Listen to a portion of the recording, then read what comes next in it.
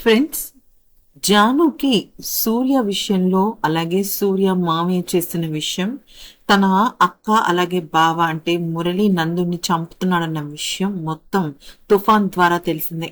దాంతో ఊహించని విధంగా జాను షాక్ అయిపోతుంది. జరిగిన విషయం ఏంటి అనేది కనుక చూసినట్టయితే, జానుతో క్రిందటి రోజే సూర్య ఏమని మాట్లాడతాడంటే, దయచేసి నన్ను నమ్మమని, అయితే నేను బెంగళూరుకి వెళ్ళిపోయి కొన్నాళ్ళు అక్కడే ఉంటాను. ఈ పెళ్లి క్యాన్సిల్ అయిన తర్వాత మళ్ళీ నేను తిరిగి ఇక్కడికి వస్తాను. ఈ లోపు పెళ్లి పోస్ట్ పోన్ అయినా చాలు జాను. నాకు నువ్వంటే ఇష్టం జాను. నేను వదిలి వెళ్ళలేను. ఎంగేజ్మెంట్ మా అమ్మ నన్ను బలవంతం చేస్తేనే చేసుకున్నాను అని చెప్పేసి అంటాడు. కానీ ఆ తర్వాత అదే విషయాన్ని తన కుటుంబ సభ్యులతో కుండ బద్దలు కొట్టినట్టు చెప్తాడు సూర్య. ఏమనంటే, నేను నిత్యను పెళ్లి చేసుకోను, నిత్యని పెళ్లి చేసుకుంటానని మీకు చెప్పానా? చెప్పలేదు కదా. అలాంటప్పుడు ఎందుకని మీరు నన్ను బలవంతం చేస్తున్నారు? నేను బెంగళూరు వెళ్ళిపోతాను అంటే, వాళ్ళ మావయ్య బలవంతంగా సూర్యాన్ని తీసుకుని వచ్చి అక్కడ ఉన్న మురళి అలాగే నందులను చంపే ప్రయత్నం చేస్తాడు. అయితే ఎంత దారుణంగా మాట్లాడతాడంటే, జానుని గనక నువ్వు పెళ్లి చేసుకుంటే, లేదా నా కూతురు నిత్యని కనుక నువ్వు పెళ్లి చేసుకోనని చెప్పి బెంగళూరుకి వెళ్తే, జాను కుటుంబంలో ఉన్న 7 కూడా 7 రకాలుగా చచ్చిపోతారు. నువ్వేమనుకుంటున్నావో ఇది నీకు శాంపుల్ మాత్రమే. అయ్యయ్యో, అనవసరంగా మురళినిను నందుని నువ్వు కాపాడేశావు. అది చాలా అంటే చాలా ఇది అంటూ రకరకాలుగా మాట్లాడుతూ ఉంటాడు. అయితే జాను ఏంటంటే, జానుకి ఇవేమి తెలియవు అనమాట. అసలు తన సొంత అక్క బావన్నే ఈ సూర్య వాళ్ళ మేనమామ సింహాద్రి చంపుతున్నాడన్న విషయం కూడా తనకి తెలియదు. కానీ అక్కడ తనకి తెలిసింది ఏంటి అంటే, సూర్య తనని ప్రేమిస్తున్నాడు, తనని నమ్మింది, ఖచ్చితంగా తనని పెళ్లి చేసుకుంటాడు, నిత్యనైతే పెళ్లి చేసుకోడు, ఇది కన్ఫర్మ్ అయిపోయింది తనకి. కానీ హఠాత్తుగా ఈ సింహాద్రిను వాడి కూతురు నిత్య ఇద్దరు వచ్చేసి ఆ సూర్య పెళ్లి మీ తోటలోని జరుగుతుంది అనేసరికి ఇక అగ్గి మీద గుగ్గిలంగా మారి సూర్యని నిలదీయడం కోసం సూర్య ఇంటికే వస్తుంది అనమాట. సూర్య ఇంటికి వచ్చి, ఏంటి సూర్య ఇదంతా? నేను నిన్ను నమ్మాను, నమ్మించి నువ్వు నన్ను మోసం చేస్తావా? నా జీవితం ఏం కావాలి సూర్య అని చెప్పేసి నిలదీస్తుంది. అయితే సూర్య దగ్గర అస్సలు ఆన్సర్ ఉండదు, కళ్ళం పెట్ట నీళ్లు పెట్టుకోవడం తప్ప. ఏమని చెప్తాడు? మా మావయ్య నన్ను బెదిరిస్తున్నాడు, మీ ఫ్యామిలీని చంపుతానని అనలేడు కదా. ఓకే అన్నాడు అనుకోండి, అప్పుడు జాను ఎలా ఫీల్ అవుతుంది? మీ మావయ్య ఏమి చేయడు, దానికి నువ్వు పిరికి పందలాగా భయపడుతున్నావా అంటాడు. కానీ అక్కడ జరిగిన సిచ్యువేషన్ ఏంటి అనే విషయం జానుకు తెలియదు కదా. సో ఆ విషయం పైన చాలా అంటే చాలా బాధపడుతుంటాడు. అయితే ఈ మొత్తం విషయాలన్నీ కూడా తూఫాన్ తెలుసుకుంటాడు అనమాట. అయితే తుఫాన్ వాళ్ళ బాస్ దగ్గరికి అంటే సూర్య దగ్గరికి వెళ్తే సూర్య ఏడవడం స్టార్ట్ చేస్తాడు. ఒరే, నా జీవితంలో నేను జానుని ప్రేమించినంత ఎవరిని ప్రేమించలేదురా. జాను లేకుండా నేను బ్రతకలేనురా. కానీ మా మావయ్య సింహాద్రి గారు జాను కుటుంబ సభ్యులందరినీ చంపేస్తానంటున్నాడు రా అని చెప్పేసి చాలా బాధపడతాడనమాట. అయితే తుఫాన్ ఏదో ఒక రకంగా జానుకి మొత్తం జరిగిందంతా చెప్పాలనుకుంటాడు. అందుకనే యాక్చువల్లీ తుఫాన్ ఆ రోజు అక్కడే ఉంటాడు. ఫ్రెండ్స్, మీకు ఇక్కడ ఒక చిన్న డిస్క్లైమర్ అయితే ఇస్తున్నాను. అయితే చాలా మంది ఇది ఎప్పుడు జరుగుతుంది, మీరు ఈ రోజు చెప్పారు రేపు ఎపిసోడ్ లో రాలేదు కదా అంటున్నారు. ఫ్రెండ్స్, ఇది కేవలం మనకి అంతర్జాలం ఇన్ఫర్మేషన్ లోను అలాగే మనకి దొరికిన ఫొటోస్ ఆధారంగా, మనకి తెలిసిన కథ ఆధారంగా చెప్తుంది. ఇది ఇమీడియట్ గా రేపటి ఎపిసోడ్ లో రాదు. ఇది ఖచ్చితంగా ఎప్పుడు వస్తుంది అనేది కనుక చూసినట్టయితే ఖచ్చితంగా రాబోయే ఎపిసోడ్స్ లో అయితే మీరు చూసి తెలుసుకుంటారు. అంటే జానుకి సూర్య తప్పు లేదు అన్న విషయం ఎలా చెప్తాడు? తన మొహాన్ని తను చూపించుకోలేకపోతున్నాడు.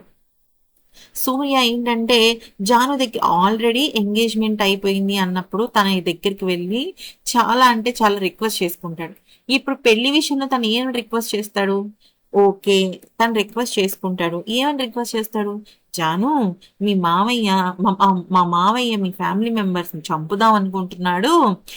అందుకని తనకి భయపడి మీ ఫ్యామిలీ గురించి ఆలోచించి నేను నిత్యని పెళ్లి చేసుకుంటున్నానంటే ఏ అమ్మాయి నమ్మదు.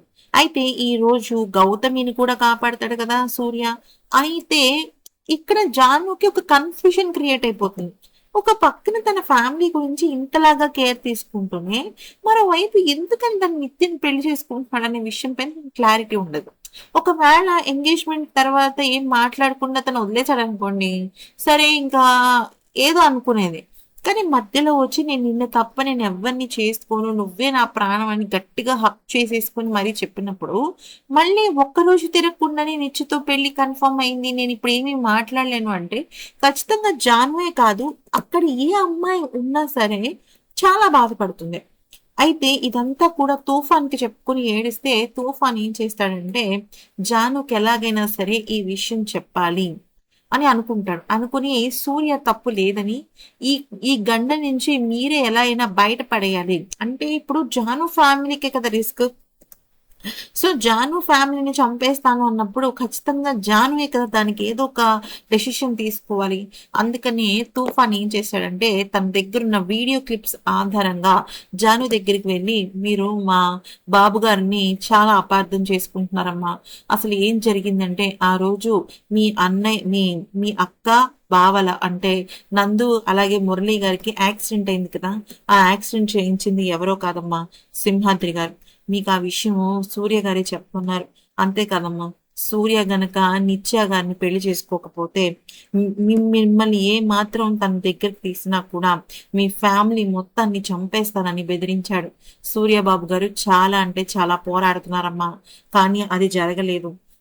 మీకు ఎలా అయినా ఈ విషయం చెప్పాలని బాబు గారు చాలా ప్రయత్నించారమ్మా.